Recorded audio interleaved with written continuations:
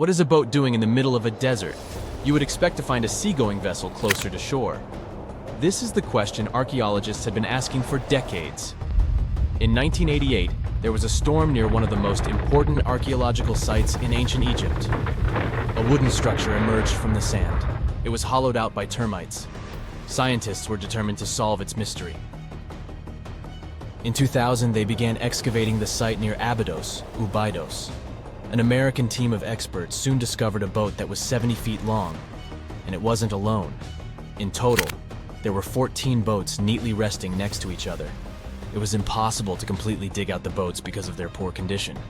Luckily, the wood was preserved enough to get a sample. Analyses revealed that the boats were around 5,000 years old, the oldest fleet in human history to this date. The time of their construction predates the pyramids at Giza by half a millennium. Each ship of the fleet rested in a vault that matched its dimensions. The room was roughly a third of the size of a tennis court.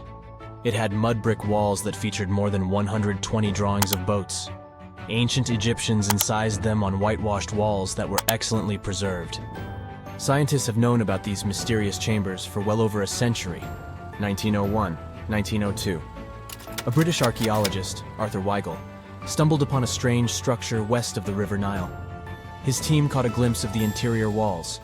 Sadly, a section of the roof collapsed, so they had to call off further exploration. Researchers abandoned the site, but its location remained on the maps. The boat's position first led scientists to think that they rested on a bank of the mighty Nile. But there was a problem with this theory. Today, the river flows almost 7 miles west of Abydos. Further studies of the surrounding terrain showed the Nile didn't change its course throughout history. Also, if the boats floated near a dock, they would be in unstable positions. The 14 vessels at Abydos were perfectly parallel to each other. There was only one conclusion possible. Someone had deliberately placed them like that. They must have gone through a lot of effort. Each boat had enough room for up to 30 rowers. These vessels could really float. They weren't models, but scholars still don't know if they actually sailed any body of water in ancient Egypt.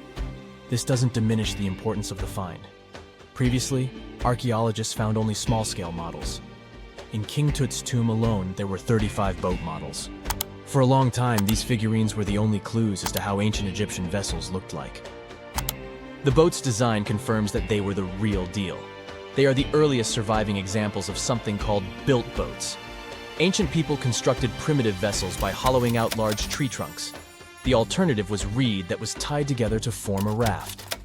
The boats at Abydos had planks tied together. This was a major breakthrough in shipbuilding. During their lifetime, the boats must have seemed impressive. Timber was a valuable commodity at the time. There was no wood in the desert. Cedar had to be imported from Lebanon. The only person who could afford such luxury was the pharaoh. Studying the area around the ancient fleet provided more answers.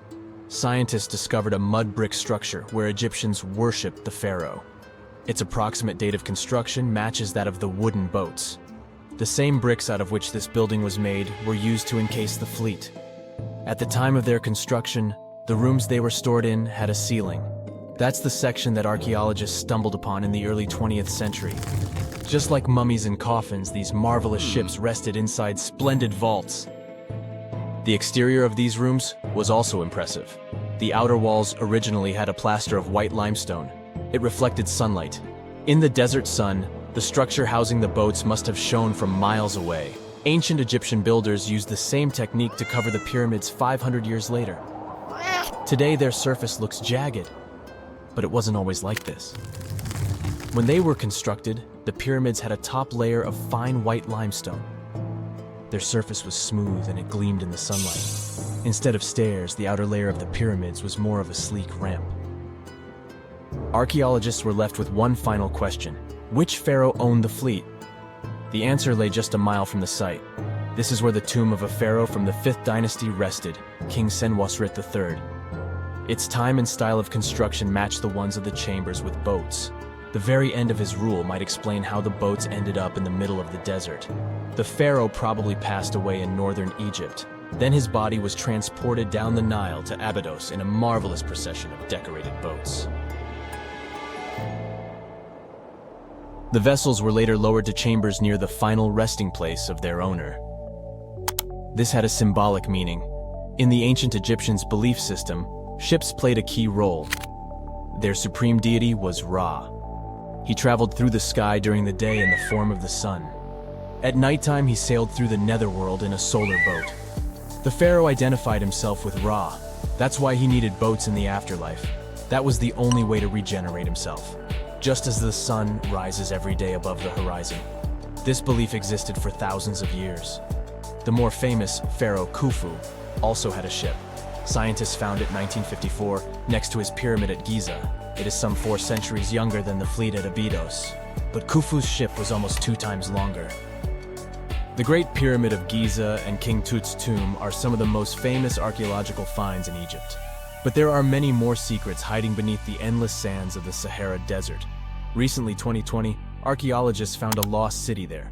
They have labeled it as the most important discovery since King Tut's tomb, 1922. The city of Aten is some 3,000 years old. Historians hope it will give them a unique insight into the everyday life of ancient Egyptians. The famous archaeologist and Egyptologist Zahi Hawass proclaimed the site a lost golden city. Aten sits some 300 miles south of Egypt's capital, Cairo. It is close to the famous Valley of the Kings. Archaeologists first found sections of mud brick walls that spread out in all directions. They discovered complete rooms with tools of everyday life inside. The research team unearthed a bakery, a residential neighborhood, and an administrative district. They all date back to the time when the Egyptian civilization was the wealthiest in its long history. They were also the first to make objects from iron. In 1911, scientists found a set of iron beads near a village in Lower Egypt, El Girza. These are the earliest known iron artifacts. The discovery is literally out of this world. Ancient people made them by beating into shape a piece of a meteorite. The 9 beads were once part of an ornate necklace. They are now blackened and corroded, which is perfectly normal for a piece of jewelry that is over 5,000 years old. They consist of an iron-nickel alloy.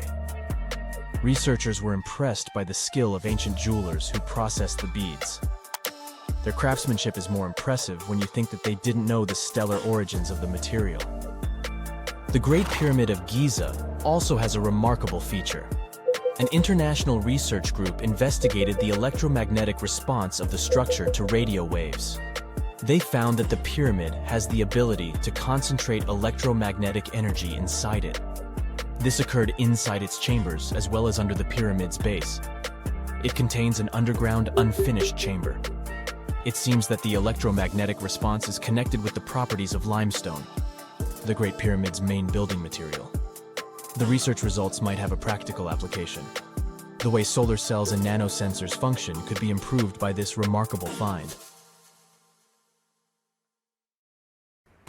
Most people know that pyramids were built as grand tombs for the pharaohs, designed to ensure they had a smooth journey to the afterlife. The Great Pyramid of Giza, for instance, was constructed for the pharaoh Khufu.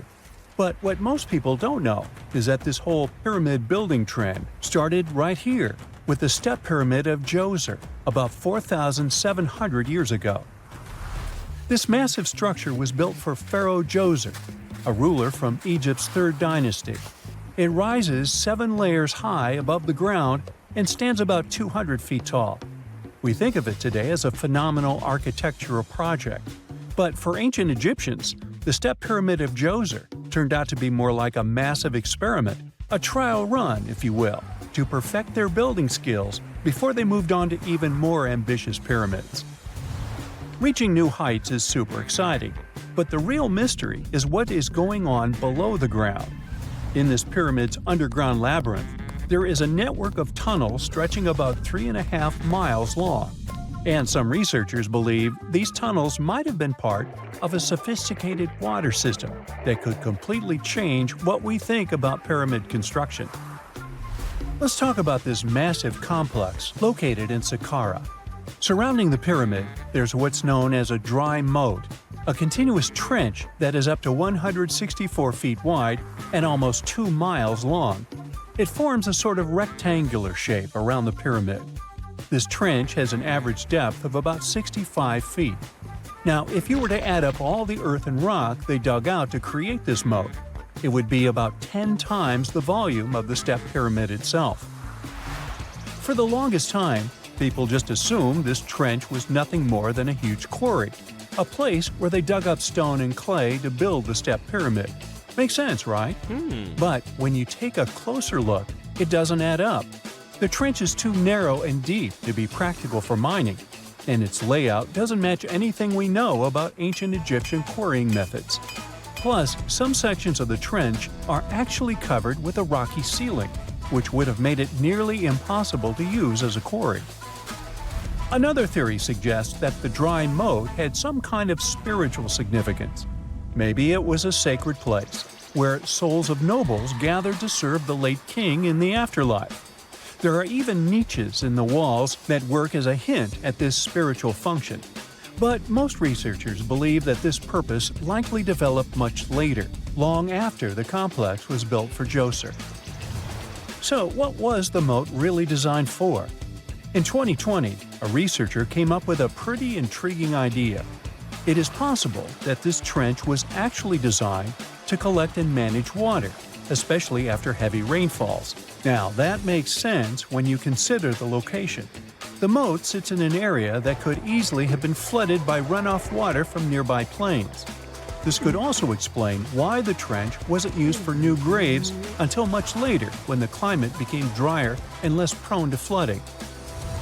The story becomes even more intriguing, as this trench appears to be part of a larger, more complex hydraulic system within the Djoser complex. It is like the trench has several compartments, carefully carved out of the rock and connected by tunnels. These compartments likely served as a part of a water treatment system, where water would flow from one compartment to the next, getting cleaner as it moved along. Now, here is where things start to tie into the pyramid itself. The Djoser complex has a series of underground shafts, and some researchers think that water from the moat's deep trench might have been used to power a hydraulic lift system. And this giant water-powered elevator could have been used to raise the heavy stones needed to build the pyramid. It worked like a volcano, but instead of lava, water did the heavy lifting. Imagine a big deep hole in the ground at the center of the pyramid site. Inside this hole, there was a huge wooden platform, kind of like a giant raft that could move up and down. When the workers wanted to lift a heavy stone, they would fill the hole with water. As the water rose, the wooden platform started to float up, carrying the stone with it, almost like a giant water-powered elevator. When the stone reached the right height, the workers slid it off the platform and onto the pyramid. The idea is that water from the deep trench, after being cleaned and filtered, would flow into these shafts. A massive float, possibly made of wood, would then rise as the water filled the shaft, lifting the stones up to where they were needed for construction. Once the stone was in place, they'd let the water out, lowering the platform back down to the bottom, ready to lift the next stone. This fancy hydraulic lift system could have been a game changer, making the whole building process a lot faster and more efficient without using a lot of workforce. It is like the ancient Egyptians were already embracing the whole idea of work smarter, not harder. But of course, not everyone is on board with this theory. Some experts argue that the area where the step pyramid of Djoser was built couldn't have held enough water from occasional rains to maintain such a fancy hydraulic system. The main theory suggests that, in the past, there might have been some kind of lake nearby that would have filled up after a period of rain, and this lake could have supplied water to the complex's hydraulic system. But there is no mention of such a lake in any ancient Egyptian writings, so it might be more of a what-if situation than a reality. And then there's the issue of the hard work itself. Remember when I said this method could have allowed the ancient builders to raise stones with far less effort? Well, that might not be entirely true. According to some experts, just building this hydraulic device would have required a lot more heavy work than simply moving the stone blocks using good old-fashioned manpower. And let's not forget, the step pyramid of Djoser is like a baby pyramid compared to those that came later. The stones used for Djoser's pyramid weighed, on average, about 660 pounds each, which is nothing compared to the more than 2.5-ton blocks used later for the Pyramid of Chephren. If this cool water lift theory gets completely ruled out, we still need to explain how this pyramid was built in the first place. To answer that, we need to rewind a bit and talk about the original plans. See, before Djoser's tomb became a pyramid, the idea was to construct a simple mastaba. This type of tomb was pretty common in earlier periods, a flat-roofed rectangular structure with sloping sides. But after the original mastaba was finished, they decided to expand it a bit by adding more layers on top. And then they added even more layers, until the construction reached 6 distinctive steps, each one smaller than the previous. And they probably did all this by raising those heavy stones using ramps, not a water-powered elevator. There is still so much we don't know about the step pyramid of Djoser. More research is definitely needed to fully understand how this system worked, or if it even existed at all. But the idea of using water to help build the pyramid adds a whole new layer to our understanding of ancient Egyptian engineering. It's a powerful reminder of just how clever and resourceful those builders were, using the natural landscape and the power of water to create one of the most iconic monuments in history. Now, have you ever seen cricket balls that are 3 billion years old? Klerksdorp spheres were found in deposits of the mineral pyrophyllite in South Africa and rock the science world. They do look like tiny ancient cricket balls with seams-like lines around the middle. Back in the 1980s, some folks claimed these spheres had been made by an advanced pre-flood civilization we know nothing about. One museum curator shared stories about how they rotated on their own in a display case. There was also a TV show that invited a psychic who declared the spheres were pieces of an ancient spaceship. But according to geologists, these spheres are actually pretty common concretions or spherical objects formed by different minerals than the surrounding rock. The seam-like lines are just imprints from the host rock's layers building up over time. The Klerksdorp spheres come in different shapes, from noticeably flattened spheres to distinct discs. As for that episode when one of these spheres spun on its own, the curator of the Klerksdorp Museum cleared that up too. He said that when he put one sphere on its glass shelf when a journalist came to visit, the sphere naturally rotated a bit because it's round. The area where the museum is located often experiences earth tremors from gold mining activities nearby. The oldest known human-like footprints could be 6 million years old. They were found on the Greek island of Crete in 2002. If the number is correct, it would mean that early human ancestors may have migrated between Europe and Africa much earlier than we previously thought. This doesn't mean Africa is not the cradle of humankind, though. It could just prove that early human ancestors moved back and forth between continents. Some researchers believe the footprints were left by a bipedal creature possibly related to an early human ancestor nicknamed El Greco. According to scientists who studied them, the footprints have a very human-like shape, with 5 toes and a parallel big toe. Some scientists are skeptical about it and suggest the prints might be from a late European ape. The new study analyzed fossilized marine microorganisms found in the sedimentary rocks to determine the footprint's age and prove it's actually 6 million years. The next amazing find that keeps scientists entertained is the Dorchester plot.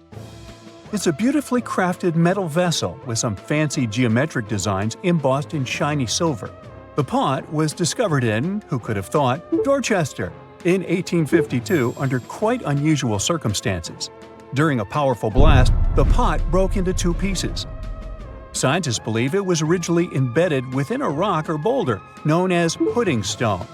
The rock from which the Dorchester pot emerged is dated to be around 500 million years old, so it could mean the pot itself is also that old.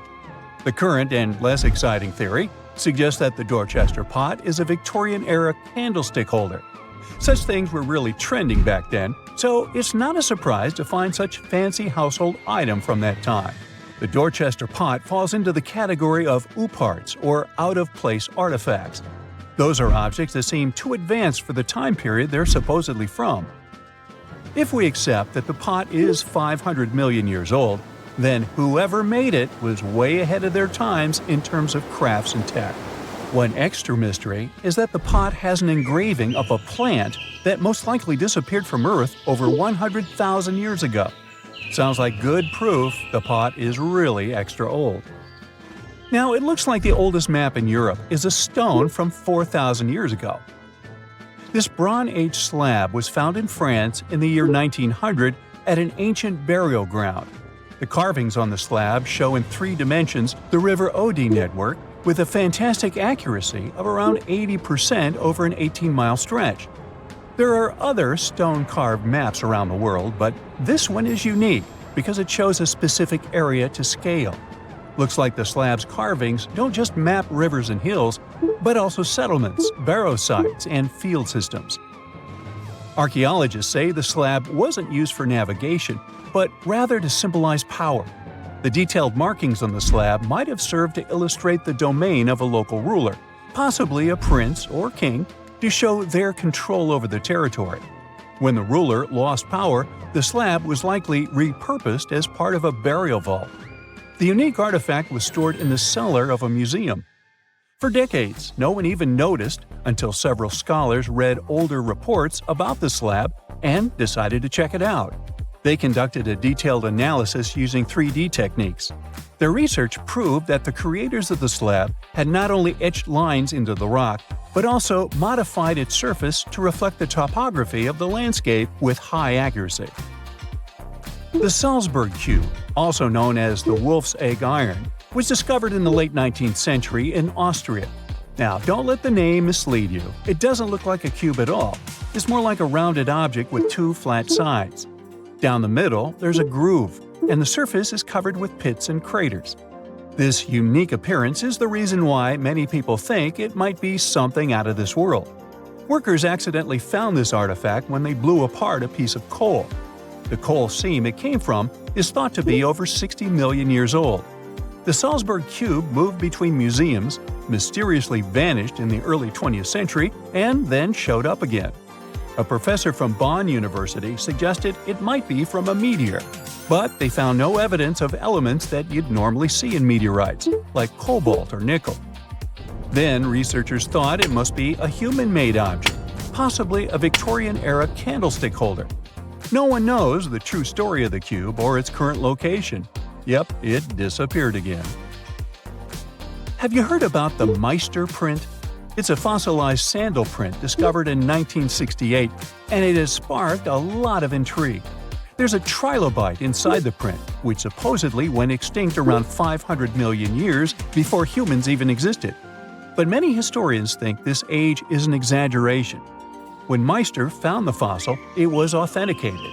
But the scientist who did it didn't confirm it was a human sandal print. He only agreed there was a trilobite there. When another scientist visited the site, he found a 6-inch impression he believed was from a child's moccasin. But the footwear seemed to be new.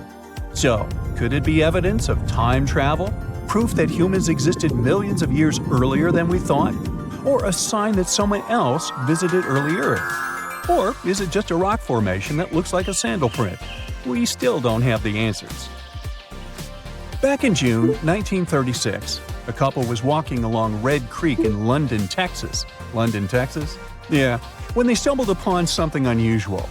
It was a piece of wood sticking out of what seemed to be an ancient rock formation. About 10 years later, their curious son decided to crack open the rock to see what was inside. And he saw a hammer, which looked surprisingly modern. Then, one unique finds enthusiast decided that the rock encasing the hammer was from the Cretaceous period. This would mean that someone dropped a 19th century hammer while dinosaurs like Triceratops were still roaming the Earth. So, if this hammer was truly from the Cretaceous period, then the whole evolutionary theory would be wrong. And if the hammer was modern, it would mean the Cretaceous rock formation it came from was much younger than we thought. But the real answer was much simpler. The hammer was indeed modern, and geological processes had encased it in rock. Minerals can harden around an object in a relatively short time. So the hammer was probably dropped by a miner a century or so ago, and the rock formed around it afterward. And no, it wasn't a Victorian-era candlestick holder either. The most exciting accidental discovery I've made in my life was a $10 bill in my old winter jacket. Some folks are luckier though, as they find underground cities from centuries ago or make inventions that turn them into millionaires. Velcro was invented after a routine walk in the woods. Kellogg's cornflakes were inspired by a chipped tooth, and Play-Doh saved a business empire from falling by chance. Back in 1998, electrical engineer John Williams found something that looked like an electrical plug sticking out of the ground. He started digging and noticed that it was stuck in a small rock. He found it in a rural location in North America, far from civilization, industrial complexes, airports, factories, and electronic plants. This piece of electronics embedded into a solid granite stone got the nickname Enigmalith and a price tag of $500,000. Some scientists are sure it's a big hoax and not a souvenir left by some visitors from space, as Williams claims. But the finder of the rock wanted to prove that it was a real piece of ancient technology, some sort of an electrical connector. If it's not a hoax, then this little find could be proof that humans, or some other civilization from the past, were way more advanced than we ever thought. They must have managed to invent a way to transmit electricity long before humans in the 19th century. He offered scientists to take a look at this find and establish what it really is without breaking the rock open, but there were no takers. Williams consulted an engineer and a geologist, and both confirmed there were no traces of glue on the electronic component. It hasn't been welded either, so it must be as old as the rock, which is around 100,000 years old, according to geological analysis. Dr. John Kellogg had a philosophy of biological living with regular exercise, massage, plenty of water, zero bad habits, caffeine, and no meat. At the end of the 19th century, he looked over a health institute in Michigan. He once whipped up a mix of flour, oats, and cornmeal. He thought that by baking whole grains at high temps, they'd be easier on the stomach and healthier overall. He baked the mix twice and first made cookies, but a patient chipped a tooth on that version. Then he decided to break it into small pieces. It's hard to pinpoint exactly how Kellogg cornflakes came to be, with so many versions of the story floating around. Kellogg's wife, Ella, and his brother Will both claimed they played a role in creating the flakes, along with several other family members and sanitarium staff. The company lore says that it all went down one night in 1898, when some wheat-based cereal dough was left out too long, fermenting in the process. When rolled out thin, the slightly moldy dough turned into these perfect large thin flakes that got all crispy and yummy in the oven. Over the next few years, Will Kellogg kept tweaking the recipe and realized that corn, not wheat, made even crunchier, tastier flakes. His brand, Kellogg's Corn Flakes, has grown into a multi-billion-dollar company. Swiss engineer George de Mestral once went for a walk with his dog and came back with a concept that would later go to space. Once they got back from the woods, de Mestral noticed that his pants and his dog's fur were covered in the tiny barbs of the cocklebur plant. He examined the burrs under the microscope and noticed that they were shaped like tiny hooks that stuck to loops on clothes and fur. He decided to recreate that natural tech to design an extra strong fastener, one with many practical uses. He was testing different materials for his invention for so many years and finally settled on nylon. He also needed to design a special type of loom that could weave the fibers in the right size, shape, and density. It took de Mestral a total of 14 years until he introduced the world to Velcro, which means velvet and hook in French. De Mestral was hoping his invention would replace the zipper on clothes, but the fashion world found Velcro cheap-looking and unattractive. But NASA didn't think so, and used Velcro for astronaut spacesuits and helmets in the 1960s. Now, Velcro is used everywhere, from footwear to toys to airline seat cushions. Before the middle of the 20th century, most homes were heated with coal. It left soot throughout the house, which was especially visible on wallpapers.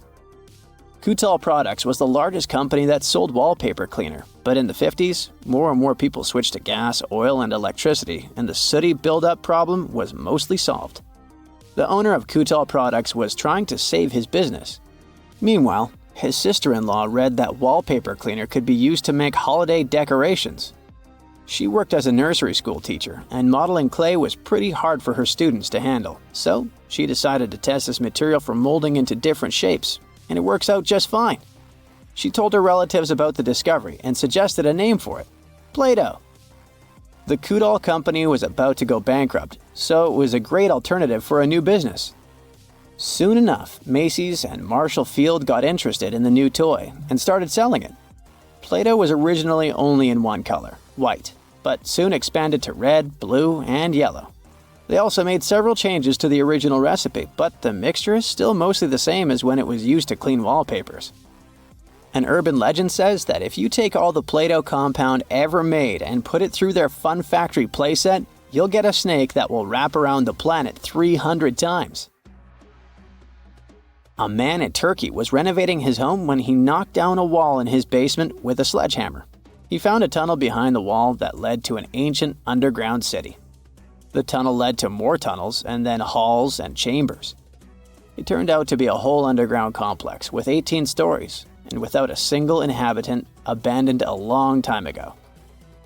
It was the city of Derinkuyu, built thousands of years ago, a home for up to 20,000 people. Whoever built it had great skill, and it's rather easy to build tunnels out of the soft rock, but cave-ins are a big risk. None of the floors at Derinkuyu have ever collapsed. The city had a complex ventilation system with over 15,000 shafts. The upper levels had the best ventilation and were used for living and sleeping quarters. The lower levels were mainly used for storage, but they also had a dungeon.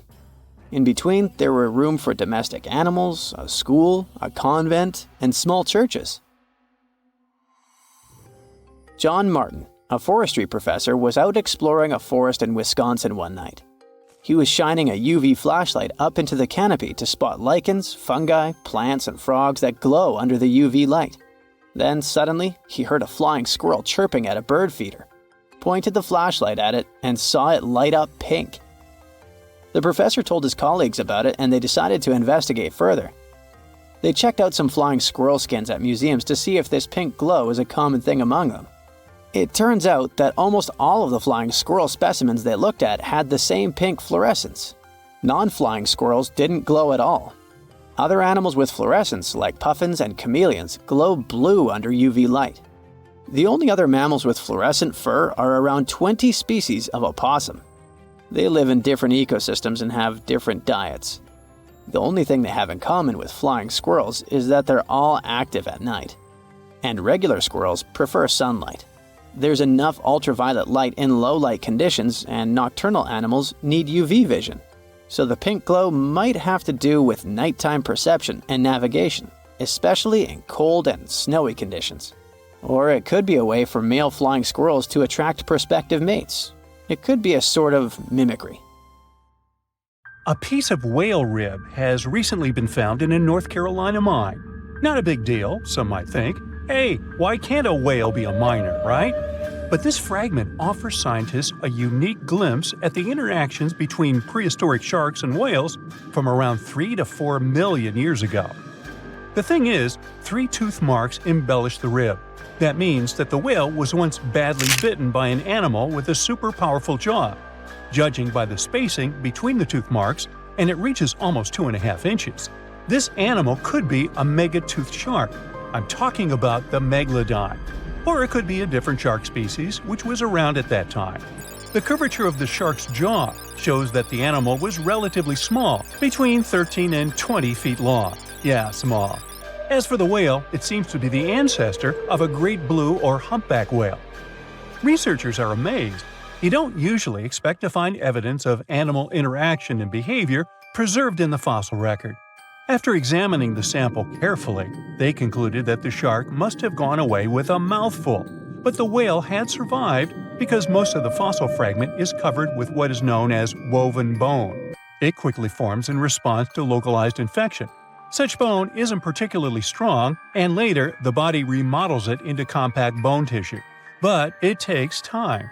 The presence of this bone means that the healing was incomplete and the whale passed away 2 to 6 weeks after the unfortunate encounter.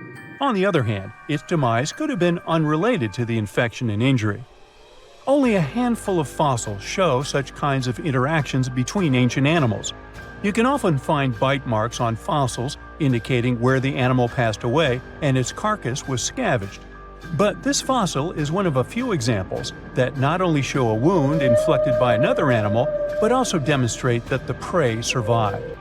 All fossils are exciting for paleontologists. Yes, they need to get out more. But some might look terrifying to regular people. For example, look at this picture of tentacle arms and octagonal-shaped heads.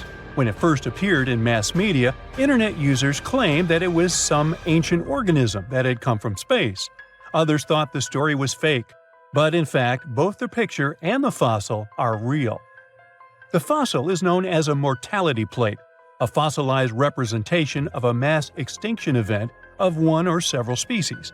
The fossil actually contains more than a dozen specimens of a type of marine organism called a crinoid. Despite their looks, crinoids were not plants but marine animals. This particular species lived deep underwater on the seafloor. Crinoids were related to starfish, sea urchins, and brittle stars. These creatures could attach themselves to the seafloor with stalks made up of flexible porous discs connected by soft tissue.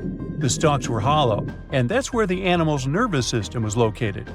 Crinoids absorbed oxygen through thin-walled tube feet.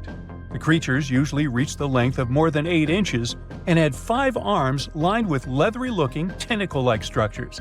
They fed on plankton and sloughed off organic material. Now, even though these fossil finds seem to be super exciting, few creatures in the fossil record confuse scientists as much as the Tully monster.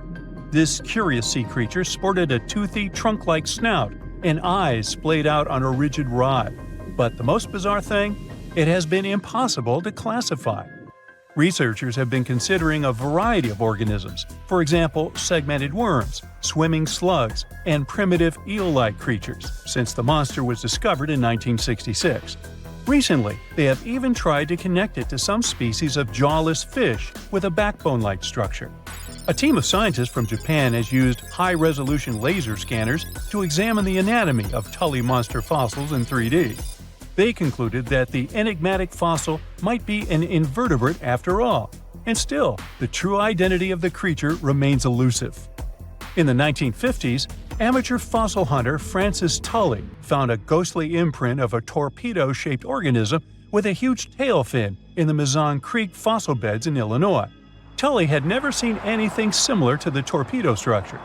He took his find to Chicago's Field Museum of Natural History. Paleontologists working there were baffled as well. Since then, scientists haven't been able to determine where the creature fits on the phylogenetic family tree, or where they should spend Thanksgiving. In 1741, an explorer and captain named Vitus Johansen Bering led an expedition to map the coast of Alaska. The ship he was on got shipwrecked on what later became known as Bering Island, and they got hungry. Half the crew survived thanks to the discovery of an extremely large sea cow. With the meat of these animals nourishing them, the sailors managed to build a small ship from the wreckage and return home. On their way back, a scientist who was among them spent his time documenting the animals and plants they had found. The sea cow was particularly interesting because without it, the crew wouldn't have survived. These animals were more than 26 feet long and weighed around 10 tons. All sea cows are members of the order Sirenia, marine mammals more closely related to elephants than cows. The scientists described them as having black skin, a small head, and stubby forelimbs. Those sea cows floated on the water's surface, munching on kelp. After the information about these animals became widespread, sea otter fur trading expeditions made use of that convenient depot en route. Sea cows were docile and could be easily hunted. Long story short, within 27 years after the scientists mentioned those animals, they were driven to extinction. But it's not the saddest part. The fossil record reveals a much deeper and darker history. Fossils of sea cows have been discovered all over the world, from Japan to Mexico. It means that the animal once thrived in the vast kelp beds around the entire North Pacific Rim. That small population discovered by the expedition was probably the last remains of a once much larger and way healthier population. More likely, Aboriginal hunting had already reduced the numbers of these animals to near extinction levels, and the final blow came from Western hunters. The living close relatives of those ancient sea cows are rarely hunted today. Still, they're under threat of extinction themselves. To some, this amazing fossil might look a bit disturbing. Slaves' lentils are fossils that belong to animals called nummelites. They lived and thrived in a warm, shallow sea covering part of Egypt around 40 million years ago. The name nummelites hints at the fact that larger specimens resemble coins, and in Egyptian folklore, they're even referred to as angel's money.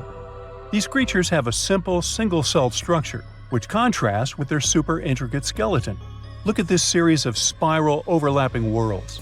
Each whorl is divided into countless tiny chambers. Nummelites can grow to be 4 inches in diameter, and still, they are the fossils of single-celled animals related to amoeba. How and why did they grow to be so large? The reason could be their symbiotic relationships with other smaller organisms. In the case of modern species, such symbionts are tiny golden-brown single-celled algae called diatoms. The shells of nummelites are relatively transparent, and since they're flat, there's a large surface area for the light needed for the diatoms to photosynthesize. For some reasons, scientists are still debating about them. The presence of plant symbionts in animals dwelling in the sea encourages the growth of a calcareous skeleton in hosts. So, the gigantic size of the nummelites in Egypt could be due to their close relationship with symbiotic diatoms. Does that make sense? Fun fact: a species of nummelites evolve very fast, and their fossils change from one layer of sediments to the next. So, the limestone used for the pyramids of Giza are so packed with such fossils that it's known as nummelitic limestone. This limestone also contains 2 kinds of nummelites, the smaller slave's lentils and the larger angel's money. But those are not different species, but rather different stages in the life cycle of a single species. So, if you still haven't made your fortune, don't be too sad. There are huge amounts of money out there longing to be discovered. Look at this humble Chinese villager. At 51 years old, he accidentally made 4 million won, which is over $600,000, without doing anything special. The thing is, he and his son just found it in a pig while doing their basic chores they would do every single day. The stone they found inside the pig is called Bizzare, and I bet you've never heard of it before. It's not common in the West, but it's a big deal in traditional Chinese medicine. If you look at this stone, you may think it's ew.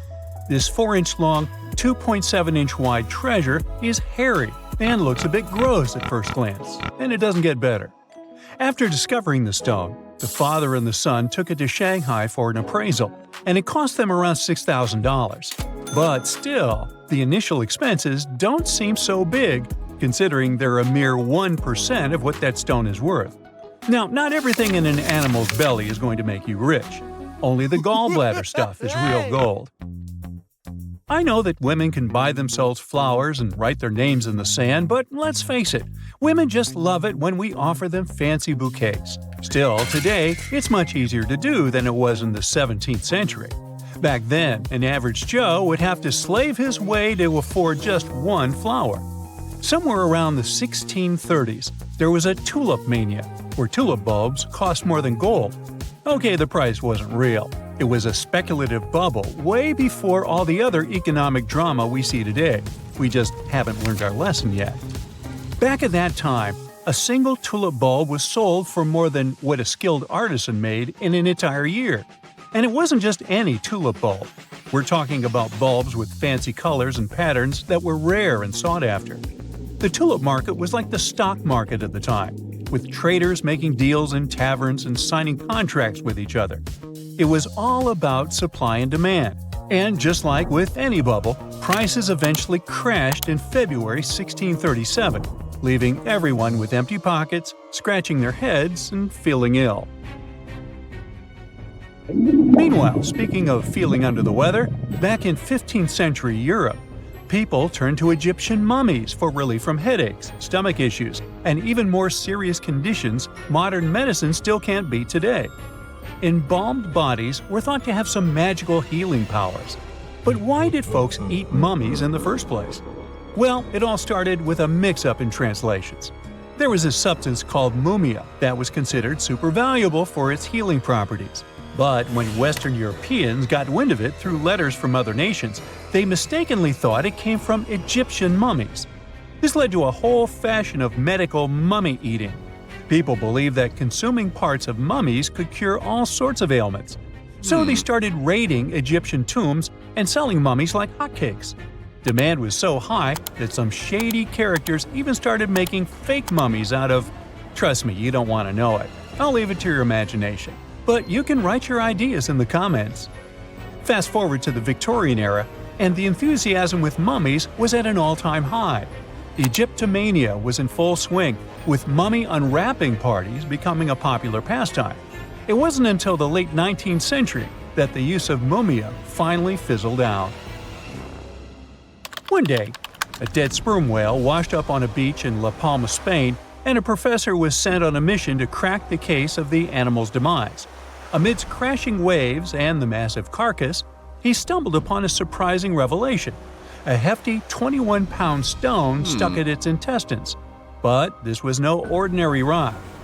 Valued at 500,000 euros, which is over $545,000, it turned out to be ambergris, also known as floating gold.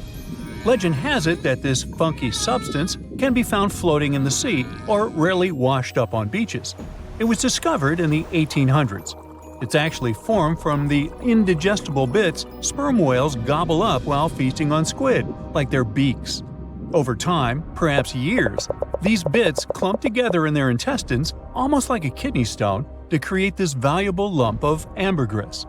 Now, you may ask yourself why a sperm whale's excretion costs way more than your house. But the answer is simple. It just smells good. Okay, it's not good. It smells divine. The aroma ranges from sweet to musky tones, and perfume makers go bananas for this stuff as it helps fragrances last longer. The more a substance called amberin it contains, the pricier it gets. And the color matters too. Black means less amberin, while white packs a punch. Cheaper options opt for synthetic alternatives, but top-notch perfumes go for the real deal. While using ambergris in perfumes is a no-go in the US, the French still adore this magical ingredient. By the way, over $500,000 is not a limit here. Some lucky fishers once scored a chunk of ambergris worth $1.5 million in the Gulf of Aden. Those sperm whales sure have some fancy intestines, huh? Now, next time you go grocery shopping, do not complain about prices, okay? At least you can easily afford any spice out there. Your many times great-grandfather somewhere in the Middle Ages wouldn't believe you that cinnamon and black pepper can be that affordable. Spices were worth their weight in gold and gems, driving the economy like nobody's business. Back in the day, food went bad faster than milk in the sun, so spices were a hot commodity to cover up that not-so-fresh flavor. European nations wanted to control the spice trade, which led to crazy expeditions to India and other Asian lands. The Portuguese, Dutch, French, Spanish, and English were all fighting for spice domination, setting up shop and making a mint along the way. Now, on to the exact prices. Back in 1393, saffron was as pricey as a horse, ginger as much as a sheep, and mace as costly as a cow. And a pound of nutmeg was worth 7 fat oxen in medieval Germany. That black pepper that we take for granted today wasn't just for seasoning. Peppercorns were actually used as currency in Europe. Towns kept their books in pepper. Brides got pepper as part of their dowry, and some landlords even accepted peppercorn rent. May I cover my utility bills this month with this fancy packet of cinnamon, sir? No? What? You think I should go out and get an actual job? Okay. Hey, that's a nice t-shirt, but does it come in purple? What? It'll cost 10 times more in this color? Now, this one may sound insane to modern people spoiled by the variety we've got today, but if the shopping malls we know today existed many centuries ago, that would be a common thing. Making Tyrian purple dye was such a chore that it cost a pretty penny. It's rumored that purple dye was as valuable as silver. This led to purple fabrics becoming symbols of status, with fancy laws dictating who could wear them. Big-shot Roman leaders flaunted their importance by wearing white togas trimmed in Tyrian purple, while victorious generals rocked the grandest toga of them all, solid purple with shiny gold embellishments. Fast forward to the 4th century, and it was basically illegal for anyone in Rome to sport Tyrian purple except for the emperor. That's how exclusive it was. In fact, saying someone donned the purple came to mean they became emperor. The Byzantine Empire took tight control over Tyrian purple production, using it solely for their fancy silk fabrics. Fun fact, if a royal kid was born, they were literally born in the purple. But I digress.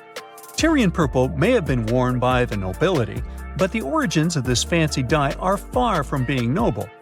It came from the slimy stuff of 3 different sea snails. Each snail made a unique hue. One of them gave us a bluish purple, another one rocked a reddish purple, and there was even a snail that could help make a vibrant red dye. People went outside and stopped in wonder. Some gooey stuff was covering the ground. Whitish, gelatinous blobs had turned the outside world into a scene out of a creepy sci-fi movie. This mystery evoked lots of discussion, and experts offered different theories. But it turned out that the situation was even worse than previously thought. The blobs reportedly made the people who came into contact with them sick. But let's start from the very beginning. It was the summer of 1994 in the timber town of Oakville when gelatinous blobs were found on the ground. People thought they had rained from the sky because where else could they have come from? This find caused panic and confusion among the residents of the area. But actually, it was just the first appearance of this gooey substance. Flecks of goo, which were actually smaller than a grain of rice, fell down from the sky several times. The volume was very high, and when they accumulated on the ground and shed roofs, they became visible. Around 10 days after the first occurrence, a newspaper wrote an article about the blobs. Other than that, there seemed to be no other confirmed and official reports about this mysterious substance. Until a National Weather Service employee in the area got a call from an unidentified man in August. The man claimed that some hot, metallic particles falling from the sky had burned holes in his kid's trampoline. Apparently, it was time to examine the Oakville blobs. A hospital reportedly looked at them under a microscope and made a terrifying discovery. The researchers stated that the substance contained human white cells. This encouraged some people to suppose that the blobs were probably concentrated fluid waste from an airplane toilet. This theory was debunked after a spokesperson of the Federal Aviation Administration explained that toilet fluids were usually dyed blue, which gave them the nickname blue ice. Another theory trying to explain the Oakville blobs suggested they had something to do with jellyfish. Some experts agreed that this idea was plausible. Something the size of portions of jellyfish could have been pulled up into the atmosphere and moved to another location during a storm. After all, raining animals is nothing new, but we'll speak about that later. At the same time, 6 events of the Oakville blobs raining down from the sky were reported, which made it hard to imagine jellyfish particles floating around in the sky for so long. On the 20th of August 1994, the New York Times reported that the mysterious gooey substance had once been alive. This article followed an analysis made by the Washington State Department of Ecology. The scientists who had tested the blobs announced that they had found out that the substance contained a number of cells of different sizes. Interestingly, those results brought an end to the human white cell theory since it turned out that the cells didn't have any nuclei. But that's something you definitely see in human white cells and jellyfish as well. These creatures are multicellular organisms whose cells contain nuclei.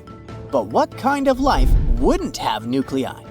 For example, bacteria and some other microorganisms similar to them. An expert working on this mystery said that the blobs had no clearly visible structure, and it didn't appear even when they used a microscope. In the end, the researchers concluded that the substance contained 2 types of bacteria, both found in the digestive tracts of humans and other mammals. They were also often found when waste was deposited. These bacteria could travel in the water and through the air. The goo could be some kind of a carrier system.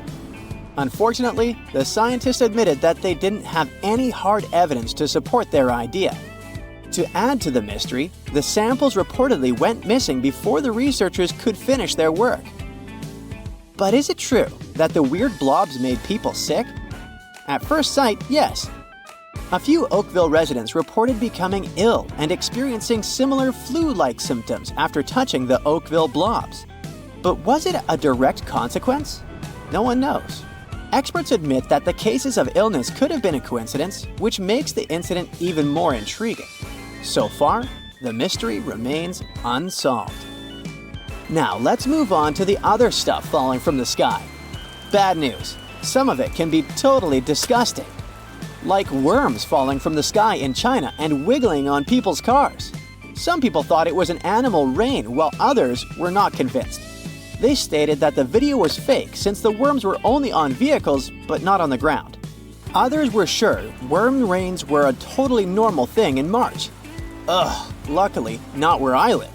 But the most shocking thing? Bizarre worm rains happened in the British Isles too. For example, in Scotland, kids were playing soccer when worms started raining down. The reason could be a substantial weather change, or who knows what. But the cases of animal rain actually started long ago. In 1877, an unusual tornado hit a farm in Southern California, bringing along several tiny alligators about 1 foot in length. In 1894, a tornado moved through England, dropping poisonous jellyfish on people's heads. Even though some witnesses claimed those were not jellyfish but tadpoles, the incident was still extremely strange. In 1876, in Kentucky, black humor rain was recorded. That was when chunks of meat fell from the sky. Now, let me tell you, if you're squeamish, you might want to skip this part. Okay, I've warned you.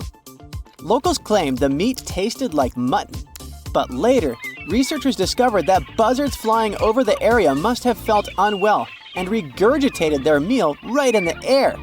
Ew, told ya.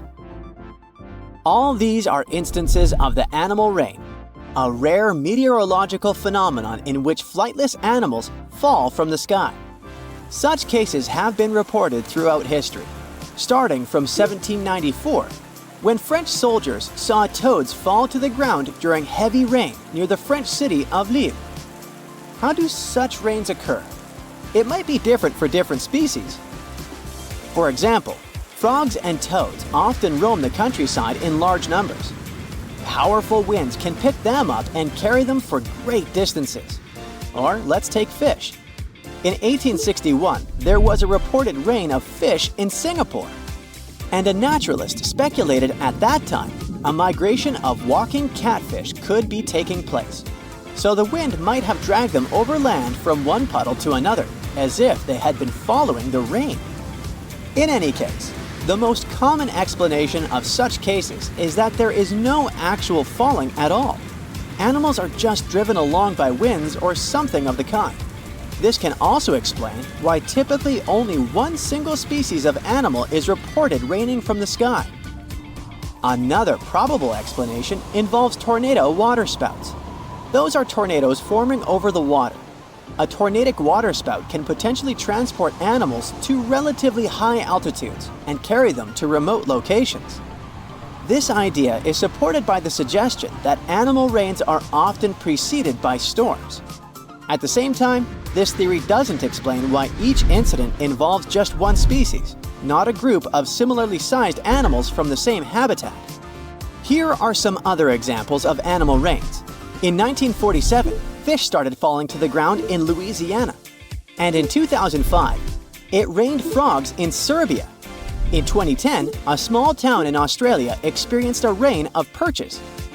These occurrences were most likely caused by tornadoes, lifting things from the ground and water and depositing them in totally different areas. Sometimes, even iguanas might fall onto your head. When it's really cold, they go into hibernation mode to survive. But even though they might look frozen, they're still alive. When it gets warmer, they start moving again. But unfortunately, while in that chilled state, they might fall down from trees, which is dangerous both for the animals themselves and for passers-by. There are tons of weird things on Mars. Spoons, noodles, doors, even faces. Are they all really just rocks? Besides, it's not the only planet in our solar system full of mysterious things. Let's check them out. Recently, we found a strange thing on Mars that looks like a smooth, spoon-like object. It grabbed everyone's attention after NASA's Curiosity rover spotted it. The rock, with a handle and rounded tip, looks like it's floating in the rover's photo. People on the internet are puzzled about what it might be.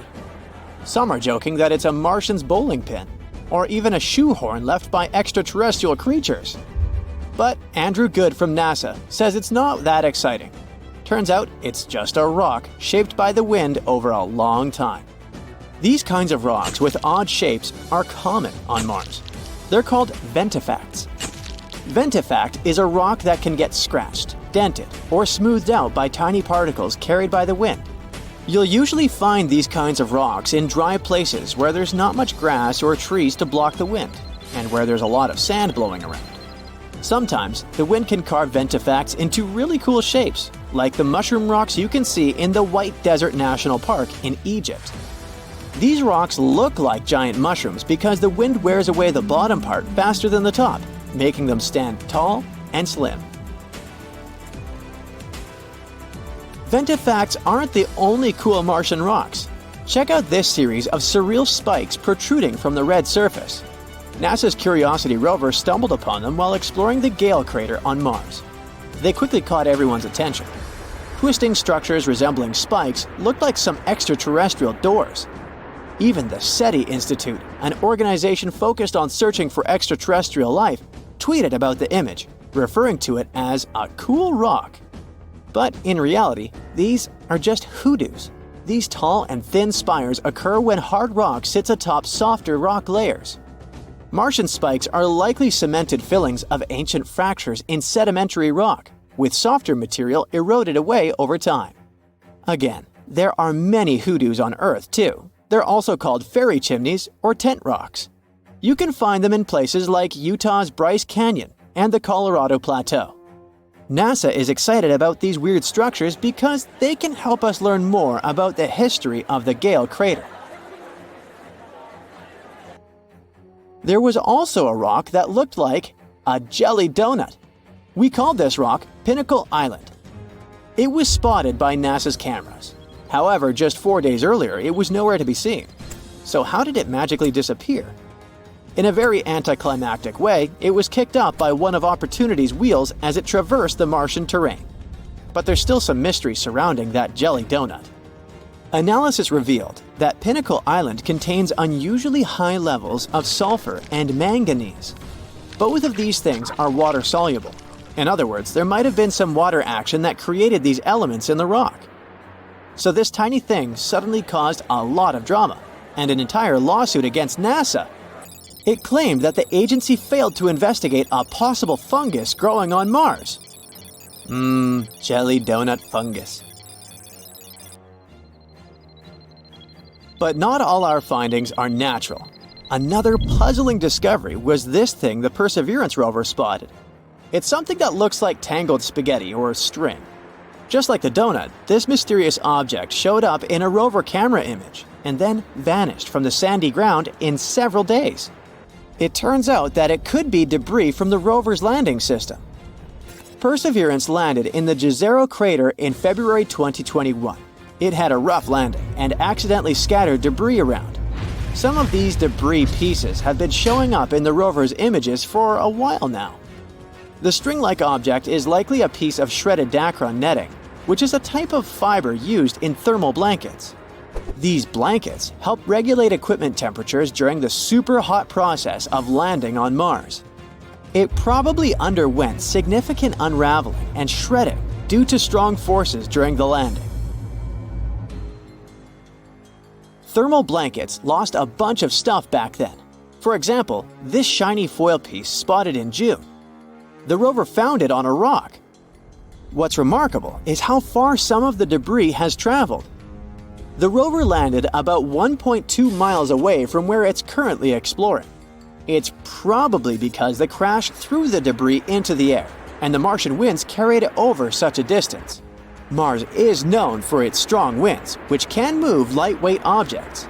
However, while it's fun to stumble upon them on images, there are concerns about the debris and trash on Mars.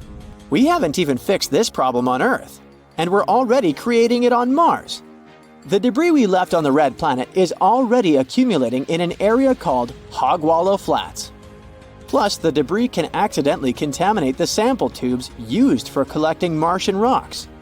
So far, NASA isn't overly worried about this, but they're keeping a close eye on it to prevent any issues with the rovers. Now, how about not things, but animals? Curiosity caused quite a stir when it captured something that looked like a rat on Mars. Some started speculating that it could be evidence of indigenous Martian life, or even that this rodent was brought along by Curiosity. But the Mars rat, once again, turned out to be just a weird rock. It looked interesting because of the natural processes like wind erosion and mechanical abrasion. We also found some worm-looking things. Curiosity snapped a picture of a formation that looks like worms wriggling across the Martian landscape. Despite its tiny size, this formation stands out with its unique shape and rough texture. It's probably made of durable material resistant to Mars's harsh erosion. And finally, our top mysterious finding is the face on Mars. Cydonia is a region on Mars that has captured both scientific and popular interest. It's located in Mars's northern hemisphere.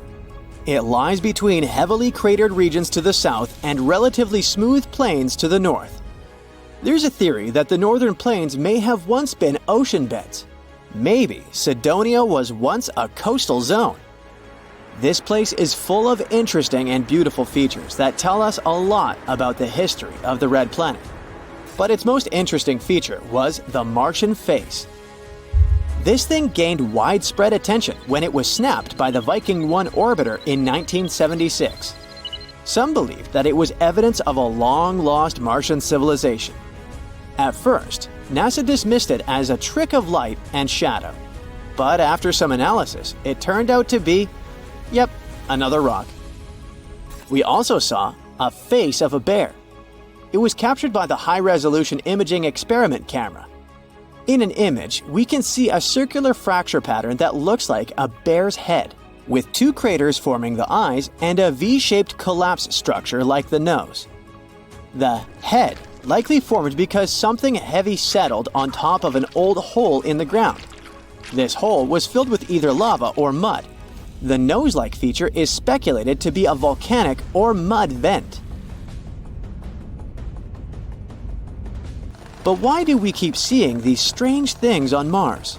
Sometimes our brains can trick us into seeing things like faces or objects in rocks and other things. But these are just illusions called pareidolia. Pareidolia is a psychological phenomenon that makes us see familiar patterns or shapes, especially faces, where none actually exist. It's because the brain encounters something it doesn't recognize or understand right away. It tries to find things that look the most like this one. So it sees random patterns, textures, or sounds as something meaningful and recognizable. That's why a chair and clothes on it seems like a super creepy human-like figure at night. It also causes you to see faces or shapes in clouds, or hear recognizable sounds and even words in random noise. It's a fascinating proof of the power of our perception, but we also should be careful with it and not let our imagination run wild. Summers in the Middle East get so hot that they change the landscape dramatically and make entire cities resurface from the past. That's what happened in 2018 when the city built by a mysterious empire on the Tigris River was finally released from its water trap. Archaeologists rushed to the location as they didn't want to miss a rare chance to excavate the site and learn more about the history of the place. They believe they've found the Bronze Age city Zakiku, founded over 3,000 years ago and fully submerged in the 1980s when a dam was built in its place. It used to be a busy hub for the Mitanni Empire for caravans on the popular trade route. It had water, which is a rarity in the area, and it was a guarantee for success. We know very little about the once powerful empire, as scientists haven't found any written chronicles in the excavated sites. That's why the archaeologists were thrilled to find an entire palace for the local ruler. Several years later, when the area became free from the water again, they found some fortifications to protect the city from foes. The highlight of their expedition was finding a huge public storehouse for trade goods and harvests, piles of wheat and barley, and imported metal and wood. Bread was the staple food for the locals, and they also loved big pots of vegetable soups and stews for lunch. Each household kept sheep, goats, cows, and pigs, so they had a steady source of milk and meat for special occasions. All the constructions found so far were built from bricks molded from mud. The walls that were underwater for over 40 years are so well preserved as if they went down yesterday. The royal palace stands out as it's larger than the other constructions, has thicker walls, and even pavements made of baked mud bricks that were sealed to be waterproof. The local king must have been in good relations with the emperor of the larger empire, of which Akiku was dependent. Traders who lived in the city collected wooden beams and took them to storehouses.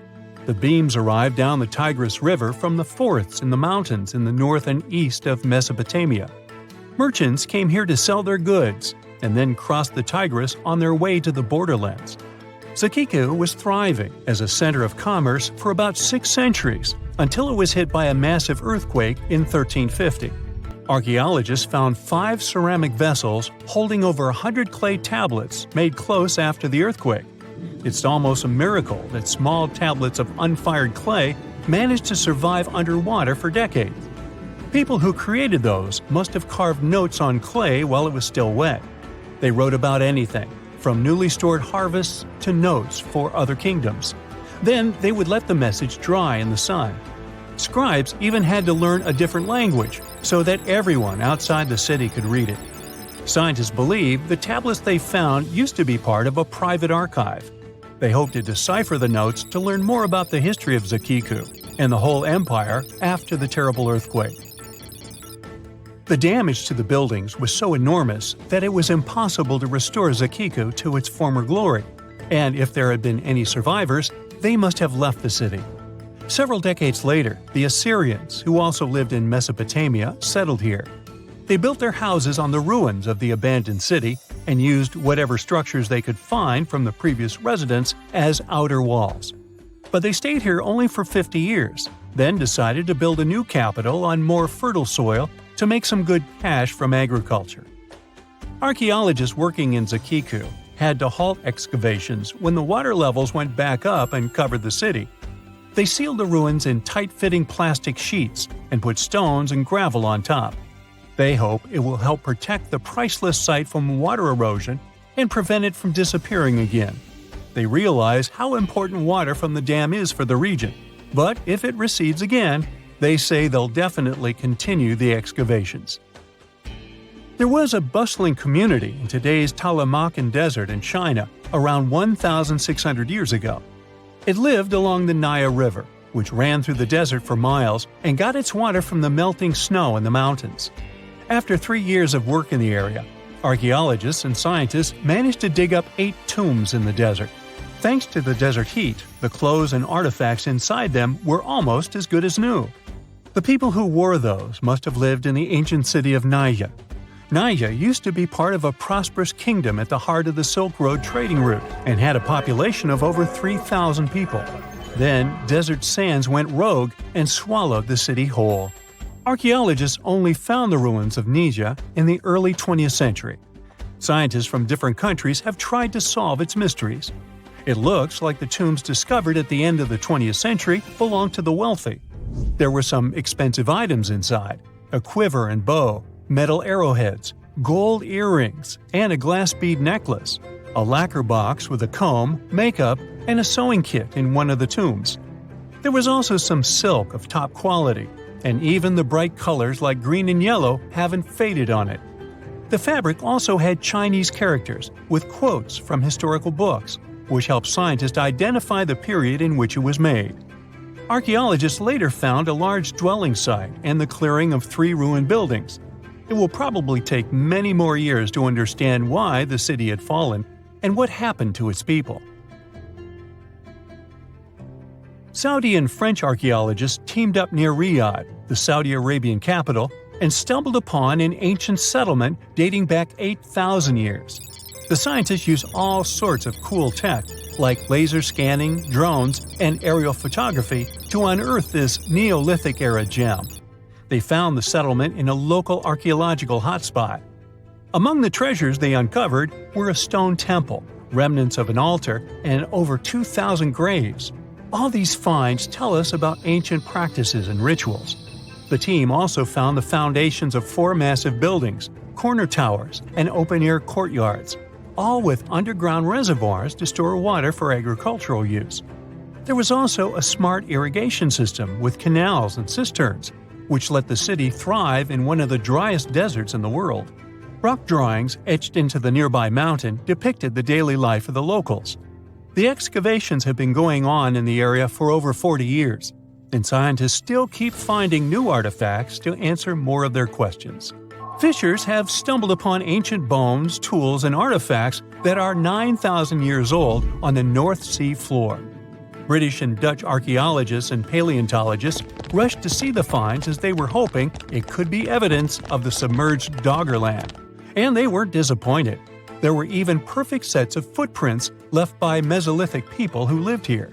12,000 years ago, during the last major ice age, the British Isles weren't islands at all.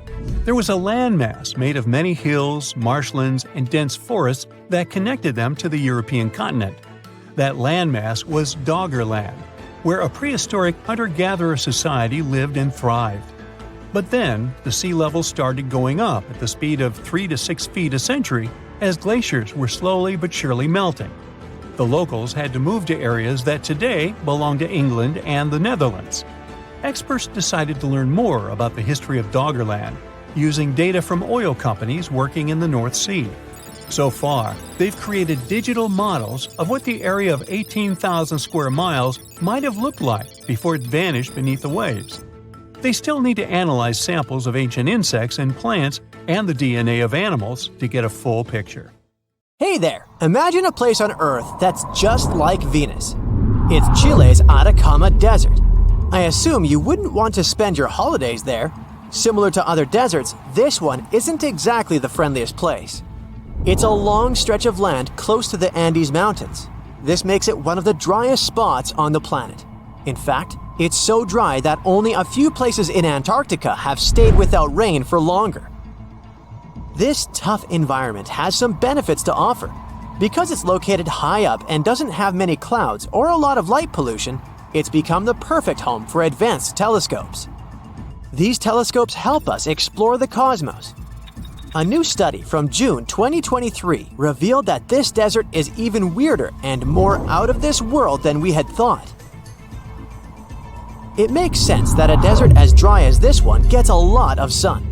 On average, it has about 308 watts of sunlight per 10 square feet. That's almost twice as much as places like Europe or the eastern United States get. Raul Cordero is a scientist. He and his team checked out the sunlight in the spot housing the biggest telescope project ever, the Atacama Large Millimeter Array. And this is the sunniest place on Earth.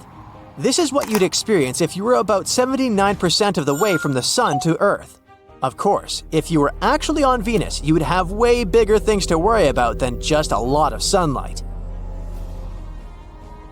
Now let's figure out why this place is almost as sunny as Venus. It's because of clouds. Usually, clouds block sunlight and keep us cool, but sometimes they can act like a magnifying glass in special situations, concentrating the sun's rays. This is called forward scattering. This happens when certain types of clouds show up during the South American monsoon in the middle of the summer. During the summer in the southern hemisphere, we're actually a bit closer to the sun, and there's less ozone in that part of the world. This combo might explain why other high places on Earth, like the Himalayas, don't get as much intense sunlight as this desert. Let's talk more about Venus. What would it be like to stand on the surface of this planet? The more you learn about this sweltering world, the less you want to picture yourself there. It's not a friendly place at all, with crazy heat and super heavy air that could crush you. But pretend for a moment that you're on Venus. The air there is thick and heavy, 93 times denser than what we have on Earth. The air presses you down. Think of having a small car resting on your thumbnail. That's how it would feel. Or think about diving really deep into the ocean. You'd feel a lot of pressure pushing on your body. But on Venus, it's like having all the pressure of the atmosphere squishing and almost flattening you. What is the weather like on Venus? Ouch! Heat. Even though Mercury is closer to the Sun, Venus wins the prize for the hottest planet's surface. That thick air on Venus is mostly carbon dioxide, which acts like a blanket. When the sun shines on Venus, the heat gets trapped by this blanket of air, and the planet heats a lot. Temperatures on Venus can hit 860 degrees Fahrenheit. Now, how do we explore Venus without getting roasted or squished? Well, going there in person is a no-go. Robots can handle it, yet even robots have struggled on Venus. Only a handful have made it to the surface. And they only managed to survive for a few hours before getting wrecked by the harsh conditions. The good news is we're figuring out ways to study Venus without putting anyone at risk. Future missions will check Venus out from above. Spacecraft up there will be able to see through the atmosphere without any trouble. NASA's got the Veritas mission. Its aim is to make detailed maps of Venus from orbit, giving us a new view of the place. So we've examined the driest desert on our planet, the Atacama Desert. No wonder this area is the place that serves as testing grounds for space missions. But despite how arid this region is, there is life there. This is a realm of flamingos and lagoons. The place has colossal salt flats that extend for 4,633 square miles at a depth of 82 feet. It's a place of erupting geysers, naturally heated springs, towering volcanoes, herds of llamas, and deserts so parched that certain pockets have remained untouched by rain for over half a millennium. All this unfolds 2 to 3 miles above the sea level. What else survives in the Atacama Desert? It's quite hard to fathom that plants could thrive in such inhospitable conditions. Yet, they managed to survive here. Take, for instance, Tillandsia landbecki. These plants defy the odds in the desert by extracting moisture from the fog that rolls in from the nearby coast. This fog water can also serve as a sustainable water source for humans. These plants lack traditional roots. Instead, they use their older, deceased parts to anchor themselves in the sand, forming little dune-like structures. They draw moisture out of the mist through their slender leaves and shoots, which swell upon contact with water. Nocturnal dew also provides water, particularly during the summer when fog is scarce. Together, plant communities existing there are known as lomas vegetation. The presence of this vegetation in the Atacama Desert is limited to a narrow coastal area where fog regularly occurs. Factors such as the distance from the Pacific, prevailing wind direction, and topography restrict the distribution of fog ecosystems. Satellite data analysis reveals that plants grow at altitudes ranging from 2,625 feet to 4,100 feet above sea level and up to 28 miles inland. They are mainly found on sandy plains along fog corridors or on slopes. They're about as tall as 1.5 feet, and they usually form a line. This clever lineup helps them catch all the moisture and yummy nutrients they need. The arrangement of these clusters depends on how much foggy water they can find. These tough desert plants are like water wizards of the plant world. They're so good at surviving in the desert that they give us ideas about getting water from fog. Water is precious in places like Iquique and small villages near the desert. Plus, with all the digging for stuff like copper and lithium, which makes batteries work, they need even more water. Usually, people get drinking water from under the ground, but these little plants have something to teach us. Using this trick, we're making a map showing where these plants like to party most. This map could help us find perfect spots for catching fog with special nets. Here's another idea that will make you feel like you're on the surface of another planet. Pelican Point is in Namibia. You might not expect it, but Pelican Point is actually a great place to surf. Every year, it only gets around 0.30 inches of rain, but that doesn't stop surfers from riding the waves. The weather is kind of unique here. It's hardly ever too hot or too cold. This place has an unusual type of dry climate, thanks to the cold ocean currents near the bay. Skeleton Bay, alternatively named Donkey Bay, is an iconic surfing location. The surf wave crashes onto the sands of Pelican Point, situated about 5 miles northwest of Walvis Bay, a compact harbor town famous for its sand dunes and secure anchorage. Would you surf there?